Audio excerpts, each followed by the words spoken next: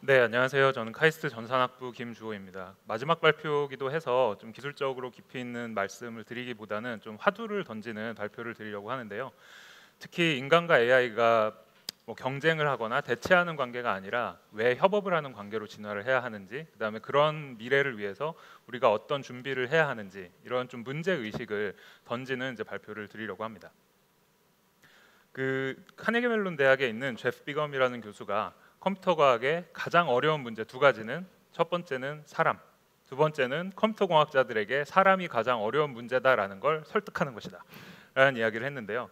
이제 그만큼 기술이나 AI를 개발하는 어떤 입장에서 봤을 때 좀 그 죄책감이 들 수 있는 부분인 것 같습니다. 그만큼 우리가 기술과 사람을 같이 고려하는 노력을 충분히 하지 않았구나라는 생각을 하게 되는데요.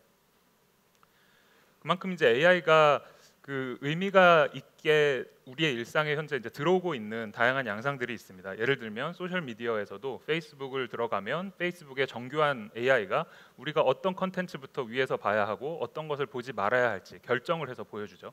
그리고 카카오 택시나 우버 같은 서비스를 생각해 보시면 그 운전을 하시는 기사분들은 AI 매니저를 가지고 있는 것과 비슷합니다. 우리가 원래 생각했을 때는 자율주행 자동차가 사람이 지시에 따라서 운전을 할 거라고 생각을 했지만 현재까지 우리가 보고 있는 건 거의 반대 양상이죠.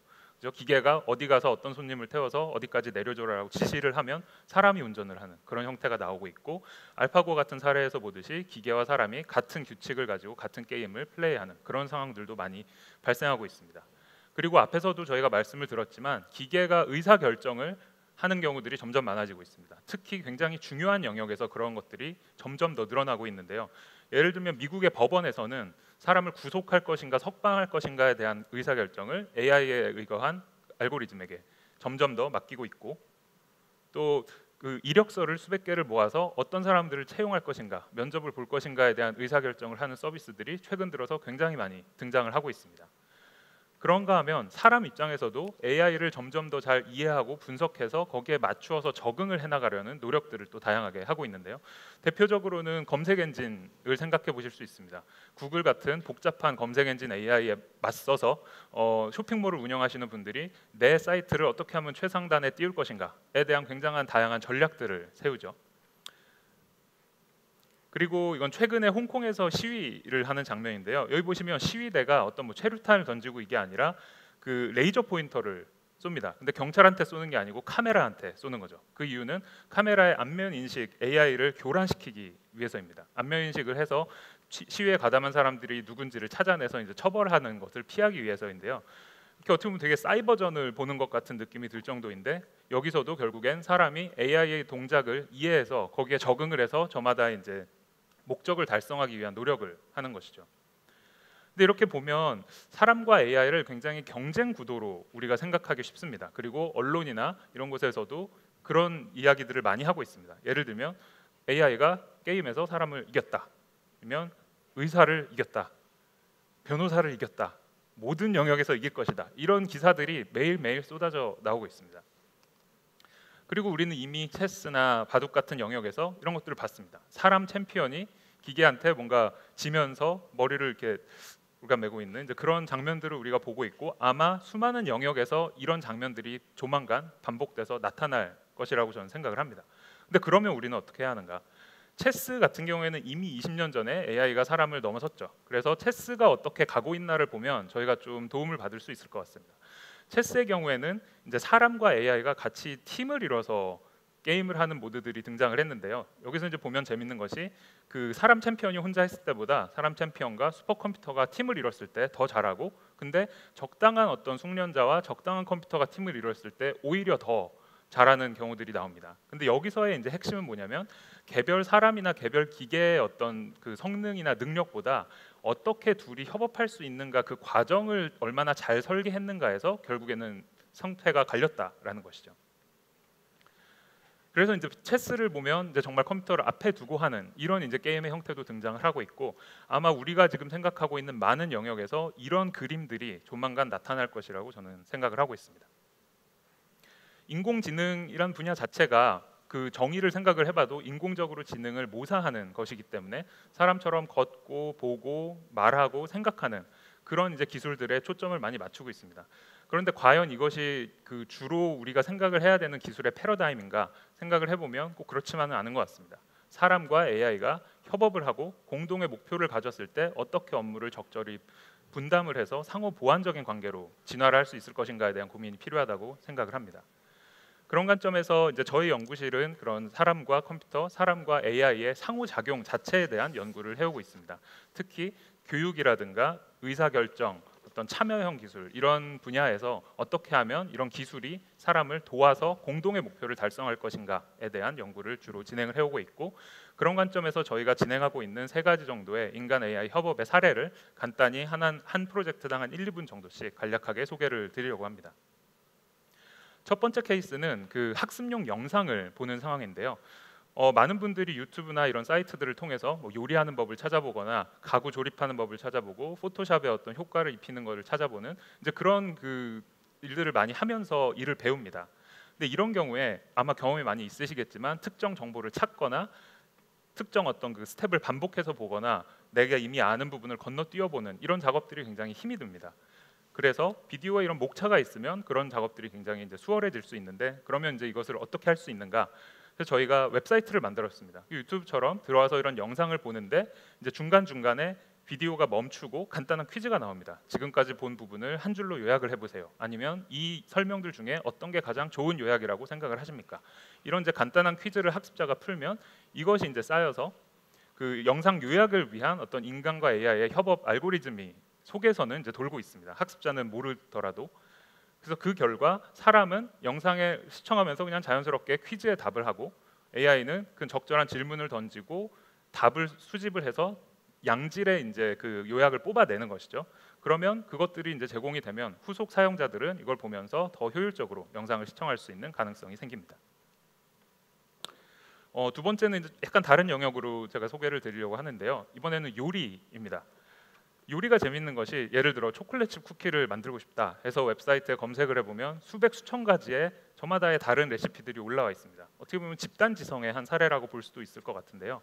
이런 이제 레시피들을 보면 이제 유명 셰프도 이야기를 했는데 재료가 아니라 과연 어떻게 이거를 해나가느냐 하는 그 과정에서 정말 그 의미가 있고 성패가 갈린다라는 이야기를 합니다. 그럼 이제 저희가 여기서 던졌던 질문은 이 한 가지 요리에 대한, 예를 들면 초콜릿칩 쿠키에 대한 수백 가지의 레시피를 한눈에 좀 볼 수 있으면 어떨까라는 생각을 했습니다. 그러면 예를 들어 쿠키를 쿠키답게 만드는 요소는 뭐고, 평균의 레시피 혹은 굉장히 창의적인 레시피를 찾아낼 수 있지 않을까, 얼마나 복잡한지, 어떤 작업들이 필수적이고 그 부가적인지, 아니면 쿠키를 만드는 몇 가지의 근본적으로 다른 어떤 접근을 우리가 찾아낼 수 있을지, 이런 것들에 대한 답을 할 수 있지 않을까 생각을 해서 이런 어떤 시스템을 만들었습니다. 이제 시각적으로 이걸 봐가면서 분석을 할 수 있는 시스템인데요.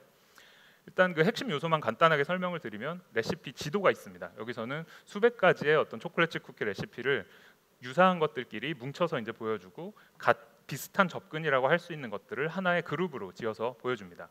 그리고 거기에 더불어서 레시피를 비교한다거나 상세 정보를 볼 수도 있고, 어떤 통계나 트렌드를 볼 수도 있습니다. 예를 들면 이 재료가 그 레시피의 전반부나 뭐 후반부에 유독 많이 사용이 된다든가 하는 그런 이제 트렌드들을 볼 수가 있는데요.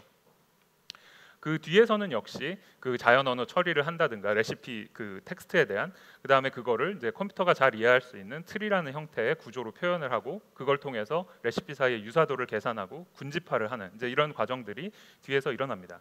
근데 이 연구에서 제가 강조를 드리고 싶은 부분은, 우리가 레시피라는 그냥 일반적인 그런 자연 언어로 되어 있는 것을 컴퓨터가 이해할 수 있는 형태로 변환을 하고 나니까 컴퓨터가 또 잘 그런 분석 과정을 지원해 줄 수 있는 어떤 가능성이 생긴다라는 것이고, 두 번째는 이런 좀 시각적인 툴을 이용하고 AI가 모든 정답을 주는 것이 아니라 지원을 해주는 어떤 그 정보들을 제공하고, 결국에는 사람이 여기에 자기의 어떤 해석이라든가 창의성이라든가 전문성을 더해서 자기만의 해석을 할 수 있게 도와준다라는 면에서 이 시스템에 가치가 있다라고 생각을 합니다.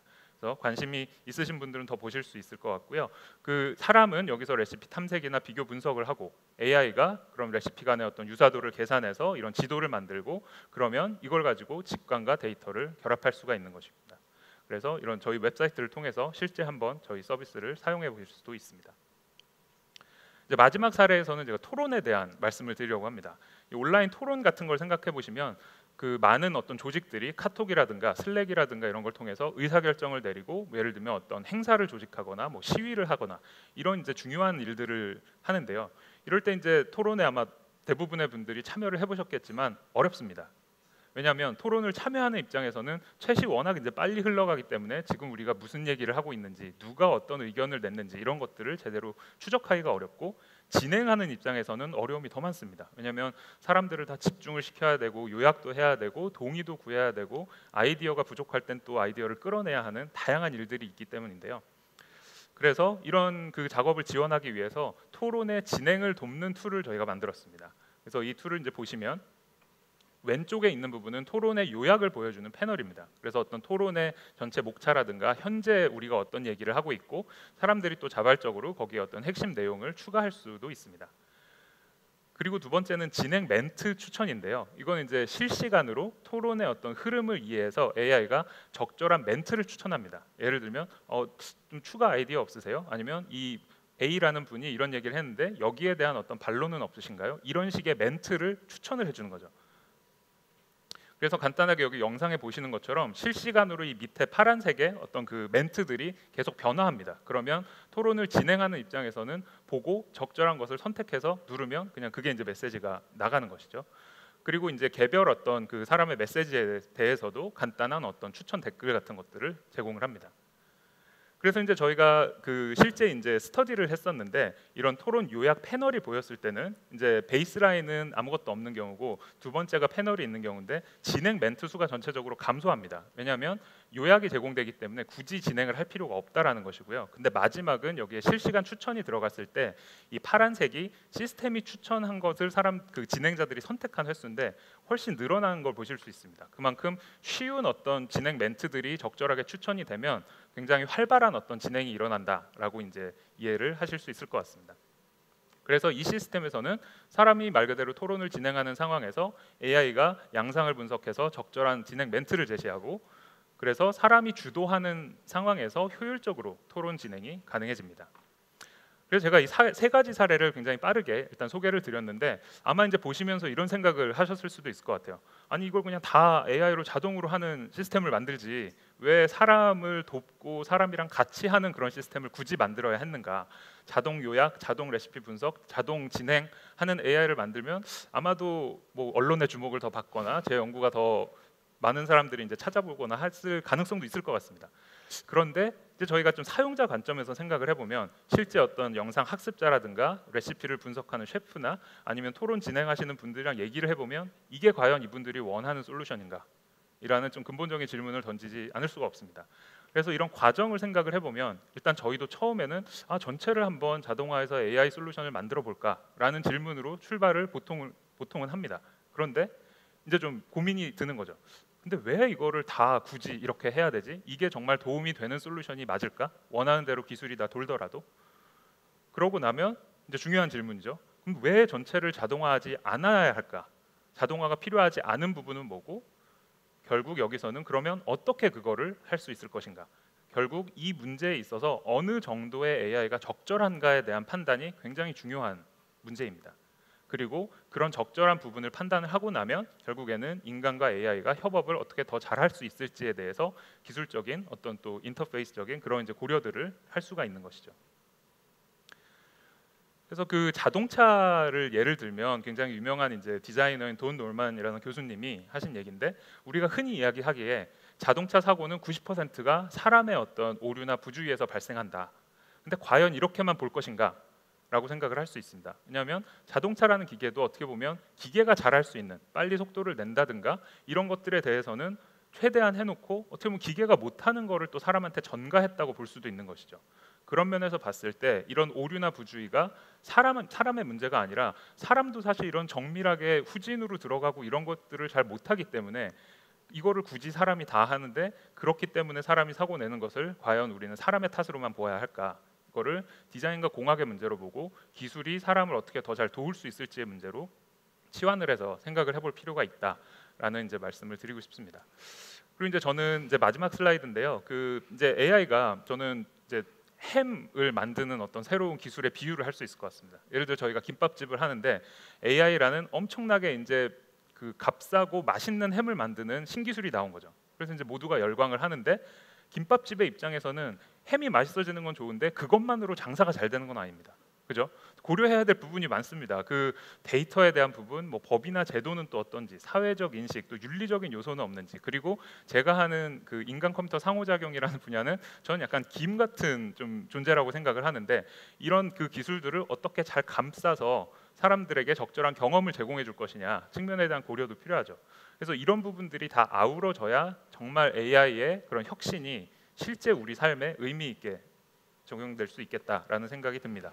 그래서 마지막으로 드리고 싶은 두 가지 메시지는 인간 AI 협업이 이런 제품, 서비스, 어플리케이션 설계에 있어서 굉장히 핵심 요소로 부상을 할 수밖에 없을 것이다라는 것이고, 그러면 우리는 사회 전체적으로 과연 이런 인재를 키워내고 있는가?